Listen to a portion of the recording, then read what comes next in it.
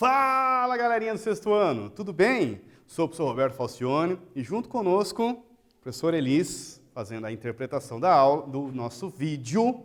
E no vídeo de hoje nós vamos trabalhar, afinal, as fontes históricas. Como se produz o conhecimento histórico através das fontes históricas orais e escritas. Embarque nessa, vamos junto.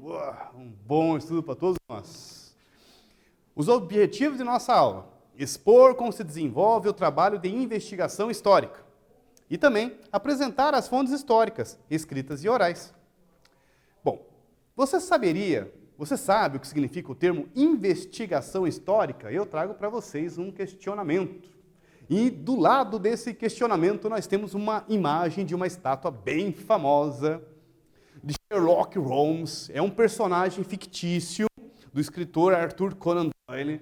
E ele, como investigador, trabalha com uma ideia de investigar, as situações para encontrar as pistas, detalhes minuciosos, pormenorizados das cenas do crime, da situação que ele precisa investigar para encontrar os responsáveis por aquilo.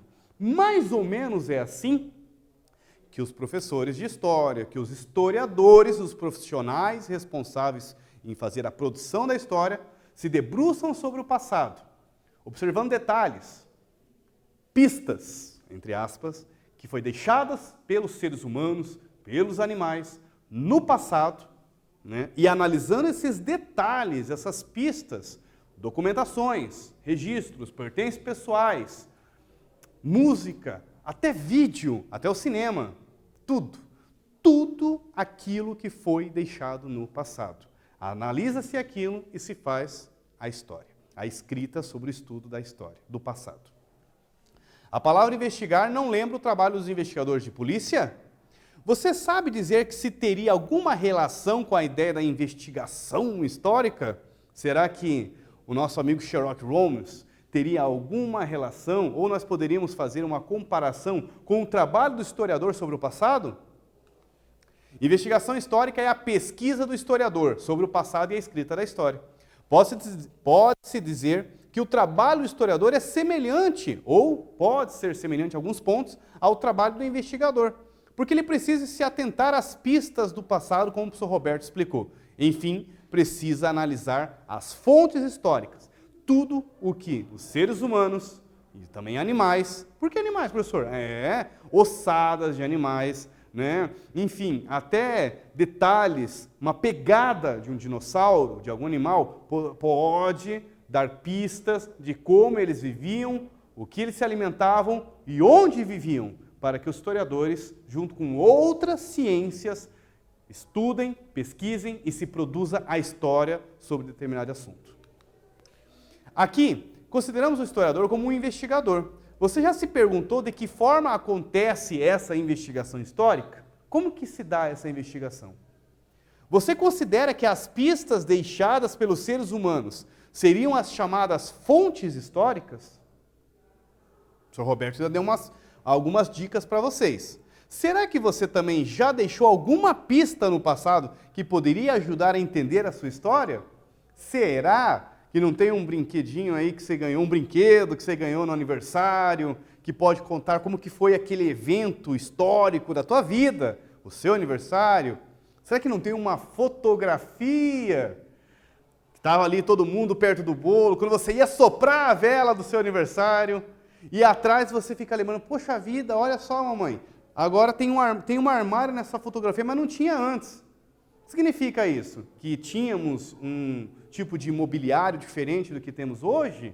Olha que interessante, você começa a resgatar uma história que, com o presente, você não conseguiria saber, mas através da fonte histórica, a sua fotografia, você pode reconstituir como que era, inclusive, as embalagens. Você pode observar detalhes, por exemplo, até de um corte de cabelo, como mudou, Olha só como é que as pessoas se vestiam diferente há uns 10 anos atrás. Até isso pode mudar. E através das fontes históricas fazemos essas observações. Entender essas pistas sobre o passado pode ajudá-la a compreender a sua própria história também e a se reconhecer como um sujeito da história, tão importante quanto a dos imperadores, dos generais. Por muito tempo, acreditava-se que quem produzia história eram apenas os grandes generais, os grandes políticos, os grandes combatentes. Mas será que somente eles fazem a história? E os soldados? E o cozinheiro para alimentar todo aquele quartel antes de começar a batalha? Como é que fica? E os costureiros para produzir toda aquela vestimenta que eles precisam usar, os soldados? E o ferreiro para produzir as armaduras na antiguidade? Para produzir a espada. Todos são importantes e todos fazem história. Você tem sua história. O Sr. Roberto também tem a sua história também. No estudo das eras históricas, o historiador utiliza de fontes de pesquisa para guiá-los na investigação de determinados acontecimentos. As fontes históricas podem ser os testemunhos ou evidências como documentos, artefatos, roupas, fotografias e vídeos. Aqui tem uma espécie de uma linha do tempo, é uma linha do tempo, e nessa linha do tempo vocês vão poder observar como que o tempo passado é muito grande. Para conseguir se conduzir e investigar esse passado, se situar temporalmente sobre esse grande passado, os historiadores dividiram, ou os seres humanos, os especialistas, os sábios, com o tempo, foram dividindo vários períodos, as eras históricas. Vejam aqui comigo no slide. Primeira era histórica, ela é bem grande. Pré-história, das origens do homem.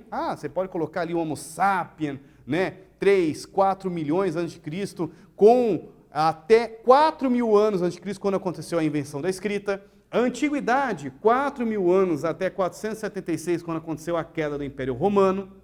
Aí a Idade Média vai de 476 até 1453, quando aconteceu a queda de uma cidade muito importante no Oriente, chamada Queda de Constantinopla. Esse evento, os turcos tomaram a cidade.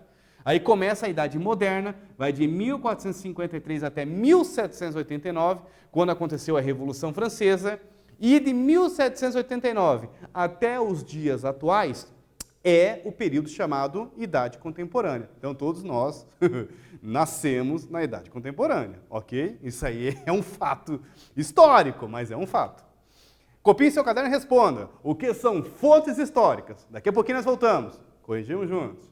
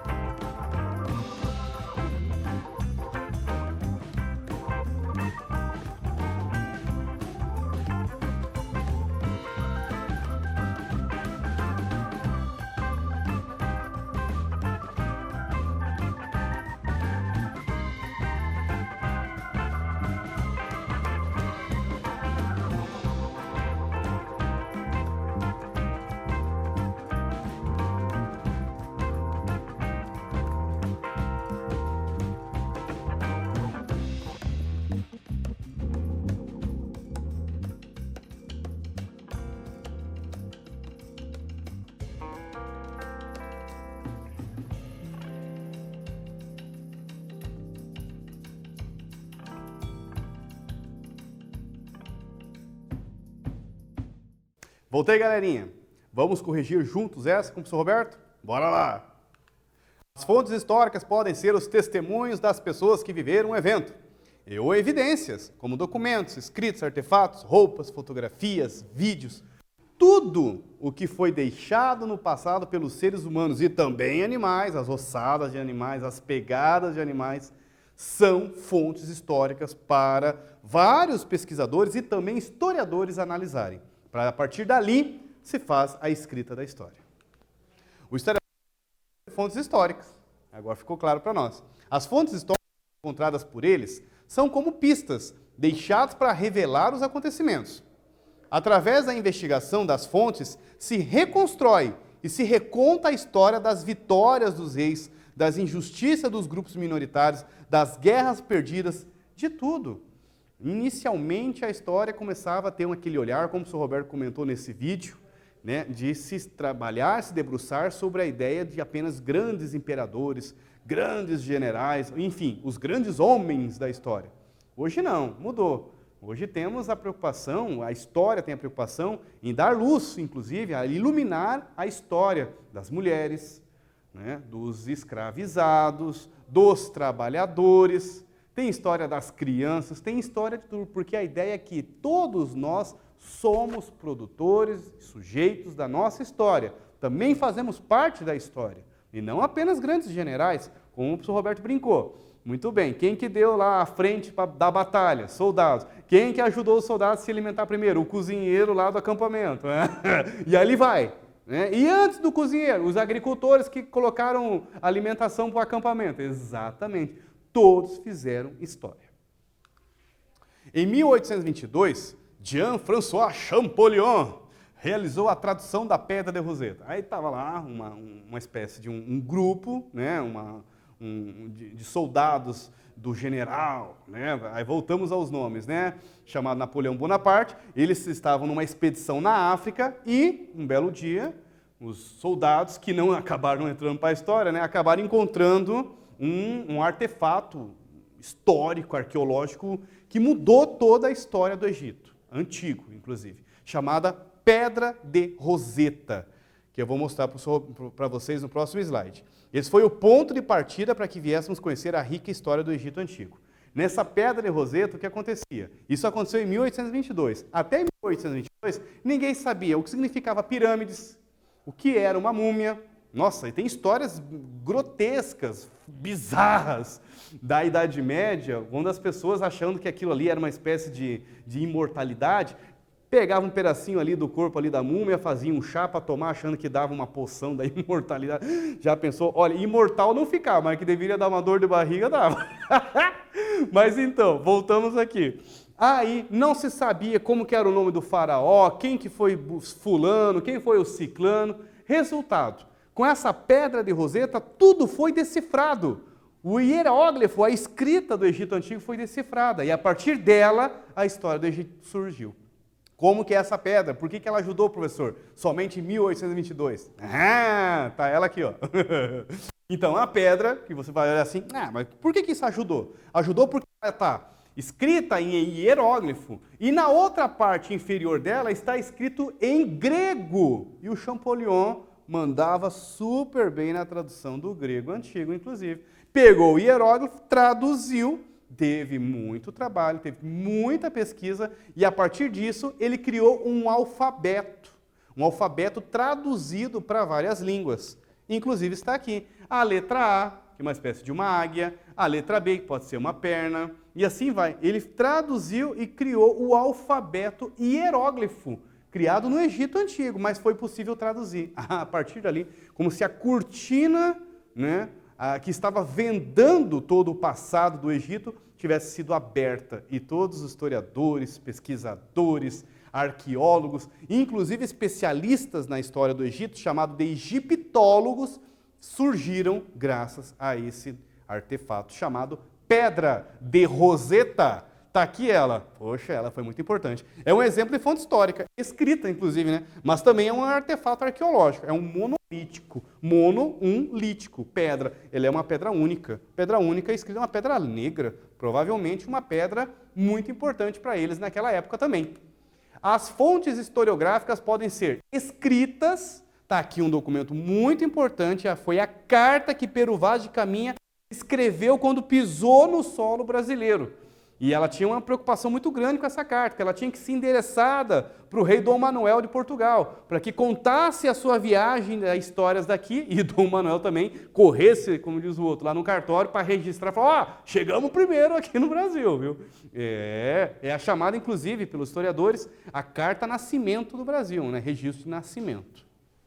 Ela pode ser, então, as fontes escritas, cartas, documentos, registros, livros, jornais, revistas, e pode ser também fontes orais. Então, as fontes escritas, as fontes históricas existem várias.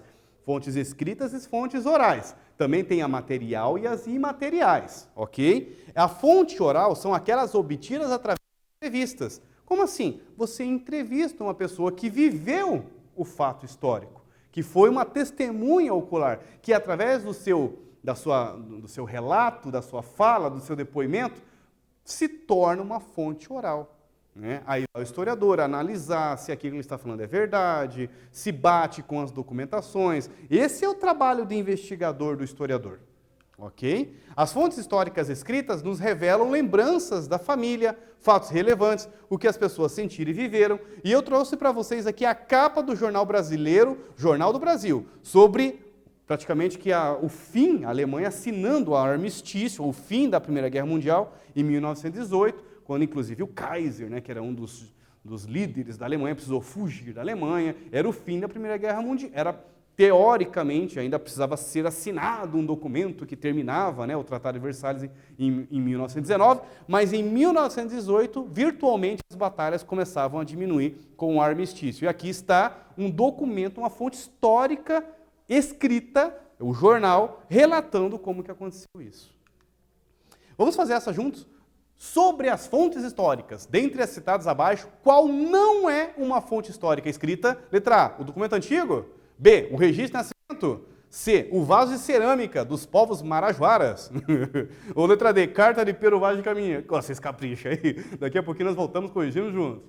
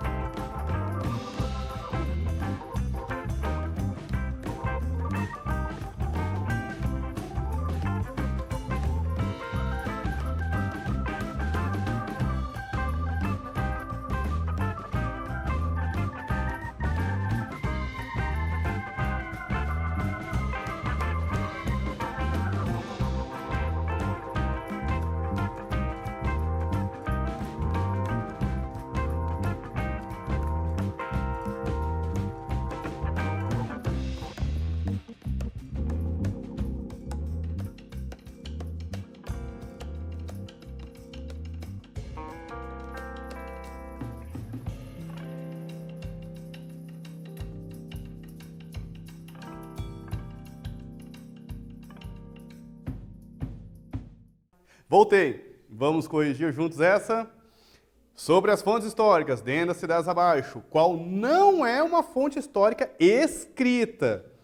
Ah, um documento antigo é uma fonte histórica escrita ou não? Sim, professor. Letra B. É um registro de nascimento. Registro de nascimento. Não tem escrito? Tem, professor. Então, é uma fonte escrita. Vasos de cerâmica dos povos da Marajoara. E a carta do Pero Vaz de Caminha. Letra A, B, C ou D, galerinha? Qual? Muito bem, acertaram de novo.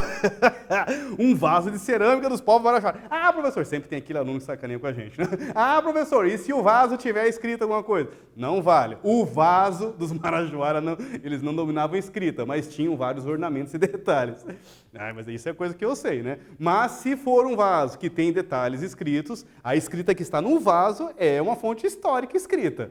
O vaso não é, ele é uma fonte histórica material, porque você pega o vaso, ok? Então ele é um material, matéria, física. Fechou?